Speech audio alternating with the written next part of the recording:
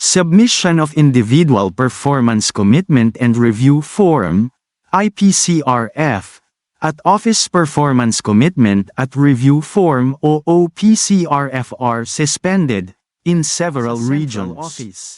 At narito na po ang mga sumusunod na mga regions.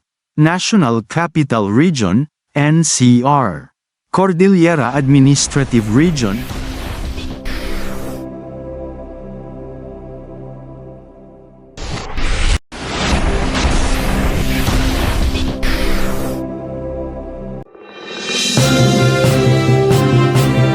Magandang araw po mga kaguro. Submission of Individual Performance Commitment and Review Form, IPCRF, at Office Performance Commitment at Review Form o OPCRF are suspended in several regions.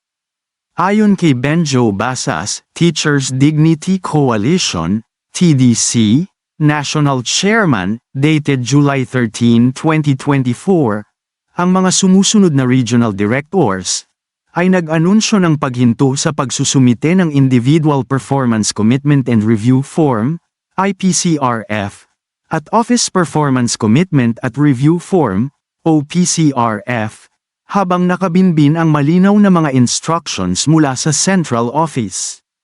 At narito na po ang mga sumusunod na mga regions. National Capital Region, NCR. Cordillera Administrative Region, CAR.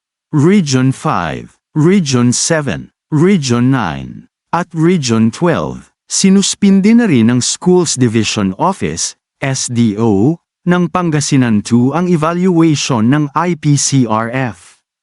Noong July 10, 2024, ang Schools Division Office, SDO, ng Pangasinan 2, Region 1, ay nag-anunsyo ng pagsususpinde sa evaluation ng Individual Performance Commitment and Review Forms, IPCRF. Ang desisyong ito ay sumusunod sa direktiba mula sa Schools Division Superintendent, SDS, na naglalayong sumunod sa isang kamakailang executive order. Ayon kay Assistant Schools Division Superintendent, ASDS, Russell Jim V. Tamayo, walang IPCRF evaluation ang magaganap hanggang sa susunod na abiso. Susunod kami sa executive order, habang naghihintay kami ng mga patnubay, mula sa Central Office at Regional Office sa pagpapatupad nito, sabi ni Superintendent Tamayo sa SDO Infoboard. Nilinaw niya na ang anunsyo na ito ay dumating pagkatapos ng Regional Memorandum 629, isang serye noong 2024, na inilabas bago ang Executive Order 61. Inaasahang magbibigay ng paglilinaw ang Regional Office sa usaping ito, sa lalong madaling panahon. Hinihikayat naming manatiling nakatutok sa mga opisyal na komunikasyon, para sa pinakabagong impormasyon, o manatiling nakaantabay sa YouTube channel na ito, para sa karagdagang mga updates. Kung meron man kayong mga komento tungkol sa mga isyong ito, maaari kayong magbigay ng mga reaksyon sa comment section na makikita sa ibaba ng bidyong ito.